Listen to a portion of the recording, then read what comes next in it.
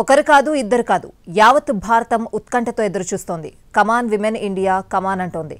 ఇవాళ మధ్యాహ్నం జరిగే ఐసీసీ విమెన్ వరల్డ్ కప్ లో ఇండియా సౌత్ ఆఫ్రికా మధ్య ఫైనల్ ఫైట్ ఫ్యాన్స్ లో అంచనాల్ని భారీగా పెంచేసింది. విమెన్స్ వన్డే వరల్డ్ కప్ లో ఇవాళ ఫైనల్ మ్యాచ్ జరగబోతోంది. భారత మహిళలు సౌత్ ఆఫ్రికాతో తలపడబోతున్నారు.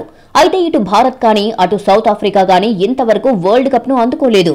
దీంతో ఈసారి కొత్త ఛాంపియన్ అవతరించడం ఖాయమైంది. టీమిండియా సగర్వంగా కప్పును అందుకోవాలని ఆతృతగా ఎదురు చూస్తున్నారు అభిమానులు.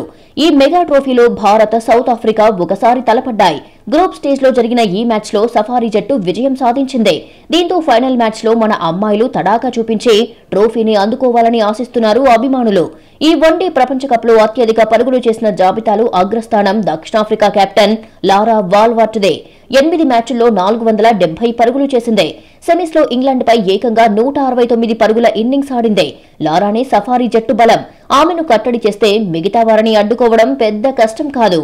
ఇక సఫారీ జట్టు బౌలింగ్ తోనూ భారత్ కు ఇబ్బందులు తప్పవు. ఆ జట్టు ప్రధాన పేసర్ కాప్ చురకత్తుల్లాంటి బంతులను సంధిస్తూ ప్రత్యర్థులను ఒత్తిడికి గురిచేస్తోంది.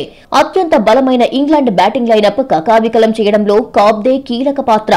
ఒకే ఓవర్లో అత్యంత ప్రమాదకరమైన ఆమీ జోన్స్, హీథన్ నైట్ ను బౌల్డ్ చేసి సంచలనం సృష్టించింది. 5 వికెట్ల ప్రదర్శన చేసింది. ఆమెతో పాటు ఖాకా కూడా డేంజరే. మిగతా బౌలర్లను భారత బ్యాటర్లు తేలికగానే ఎదుర్కోవచ్చు. అయితే పిచ్ స్పిన్ కు అనుకూలంగా ఉంటే మాత్రం ట్రయాంతోనూ జాగ్రత్తగా ఉండాల్సిందే. టీమిండియా బలం గురించి ప్రత్యేకంగా చెప్పనక్కర్లేదు. Smriti Mandhana, Jemimah Rodrigues, Harmanpreet, Richa Ghosh, Deepti Sharma batting lineup బాగా ఉంది. వరల్డ్ కప్ లోకి అనూహ్యంగా వచ్చిన షెఫాలి వర్మ పెద్దగా రాణించకపోయినా ఆమె దూకుడు మాత్రం బాగుంది. టోర్నీకి అలవాటు పడేందుకు ఆశిస్తూ మ్యాచ్ సరిపోతుంది. ఫైనల్లో ఆమె నుంచి భారీ ఇన్నింగ్స్ వచ్చినా ఆశ్చర్యపోనక్కర్లేదు. 5 బంతులే ఎదుర్కొన్నప్పటికీ 2 ఫోర్లు బాది తన లక్ష్యమేంటో చెప్పింది. కాప్, ఖాకా బౌలింగ్ ను స్మృతి మంధానాతో కలిసి షెఫాలి ఆడటంపైనే భారత అవకాశాలు మెండుగా ఉంటాయి.